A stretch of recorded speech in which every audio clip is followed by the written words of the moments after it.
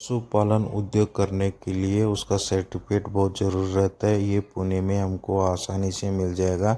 इधर ट्रेनिंग लिए तो हमको मिल जाता है। या ठिकाणी 1 दिवसाचं 3 दिवसाचं आणि 1 महिन्याचं पण 3 महिन्याचं पण ट्रेनिंग आपण या ठिकाणी घेतो.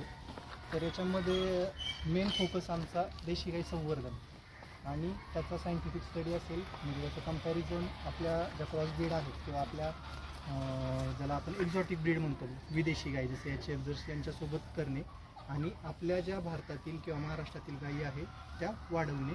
तर याच्यामध्ये आपल्याकडं भारतातील टोटल ज्या 53 ब्रीड आहेत, त्या 53 ब्रीडमधल्या आपल्याकडे या ठिकाणी 12 ब्रीड आहेत. त्या 12मध्ये भारतात सगळ्यात जास्त दूध देणाऱ्या 5 गायी, सहिवाल, रेड सिंधी, राठ, गीर आणि थारपारकर, ह्या 5 ब्रीड आपण या ठिकाणी आणलेल्या आहेत. आणि महाराष्ट्रातले ज्या लोकल 7 ब्रीड आहेत त्याच्यामधल्या 6 ब्रीड आपल्याकडे इथे आहेत, सगळं परिक्रमामध्ये आहेत. म्हणजे प्रत्येक रिजननुसार, जसं विदर्भात आपण जर पाहिलं तर विदर्भात तिकडं सिटीमध्ये ही हाईट कमी असल्यामुळे मागणी खूप जास्त आहे. अशी 1 ते 6 अशा 12 ब्रीड आपल्या या ठिकाणी आहेत.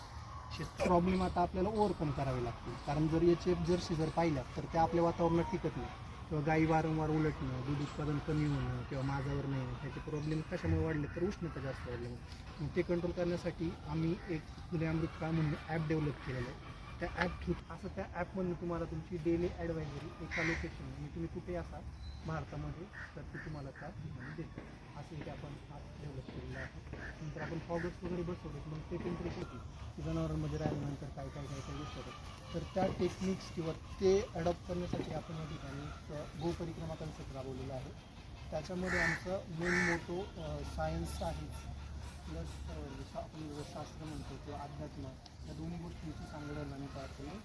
तर गोपरिक्रमा किंवा आम्ही गायींचं मंदिरसुद्धा म्हणतो. तर त्या ठिकाणी ज्या भारतातल्या सगळ्यात जास्त दूध देणाऱ्या 5 गायी आणि महाराष्ट्रातल्या लोकल ब्रीड अशा टोटल 11 ब्रीड आहेत. नंतर फार्ममध्ये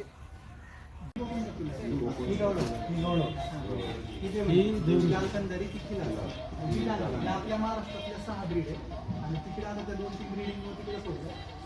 बाकी ती जी आहे ती राखी, नंतर ती गीर आहे, नंतर ती थारपारकर आहे. इथं फक्त आता सहिवाल आणि सर हे पूर्ण असं पाण्यात पियचं असं होतं का? कॅल्शियम पण आहे, मिनरल्स पण असतं. हे ऑटोमॅटिक ग्लव बाउंड आहे, त्याच्यामध्ये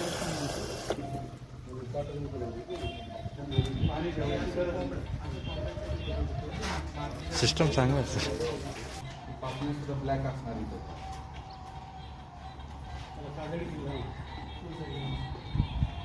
1 दिवसाचं ट्रेनिंगला फीस काय आहे? 1000 रुपये घेतो. नाही शांत नाही करायला हवी. ते आता गिर काही शांत नाही. महाराष्ट्रातलं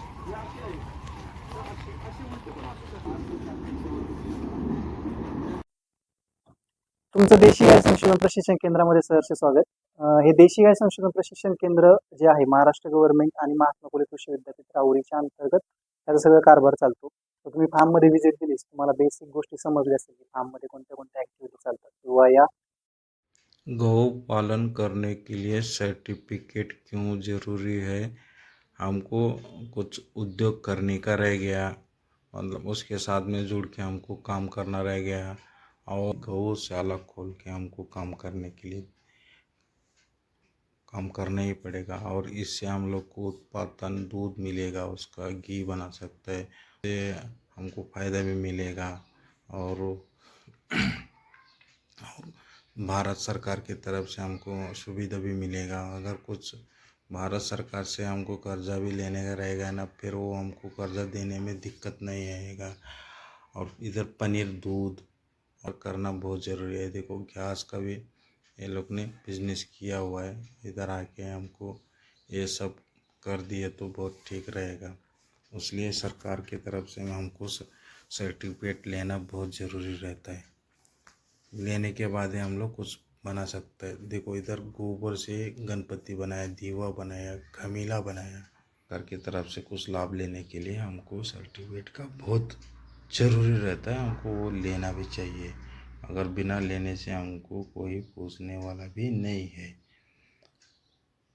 इतना ही आपको बोलने का था, मैंने इतना बोल चुका है क्योंकि मैंने आया इधर देखने के लिए। मेरे को तो बहुत अच्छा लगा। उधर 3 महीने का ट्रेनिंग है, 3 महीना हमको ट्रेनिंग देना पड़ेगा। इधर रहने का भी सुविधा देने वाला है। बोला रहने के लिए भी तुम लोग को इधर मिल जाएगा। उस हिसाब से मैंने 3 महीने का ट्रेनिंग लेके उनका सर्टिफिकेट मेरे को लेके इधर से मेरे को जाना है। मेरे को इसलिए मैंने इस सर्टिफिकेट के लिए आया है, क्योंकि अगर एक गाय पालने से कुछ नहीं होने वाला। अगर 10 अगर गाय 12 गाय अगर पालता रह गया, अगर शायद हमको सरकार से खुद मदद मिलेगा बोल के मैंने आया है इधर। और ज़रूर मिलेगा भी मदद, ऐसा नहीं होएगा, ज़रूर मदद मिलने वाला है हम लोग को। और लेना बहुत ज़रूरी है सर्टिफिकेट।